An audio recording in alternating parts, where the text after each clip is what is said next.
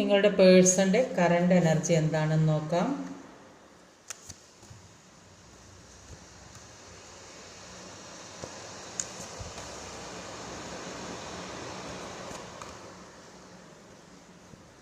അപ്പോൾ ആ പേഴ്സൺ ഒരുപാട് വേദനിക്കുന്നു എന്ന് നിങ്ങളെ ഓർത്ത് ഒരുപാട് വേദനിക്കുന്നതായിട്ടാണ് കാണുന്നത്.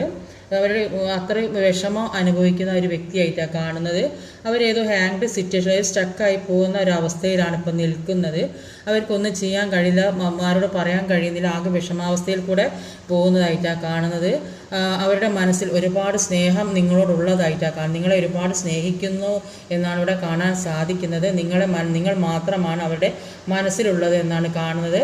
നിങ്ങൾ അവരിലേക്ക് വരാൻ വേണ്ടി അവർ പ്രാർത്ഥനയോടെ ഇരിക്കുന്നതായിട്ടാണ് കാണുന്നത്. നിങ്ങളെ അവരിലേക്ക് ചെല്ലും എന്നുള്ള പ്രതീക്ഷയോടെ പ്രാർത്ഥനയോടെ ഇരിക്കുന്നതായിട്ടാണ് കാണുന്നത്.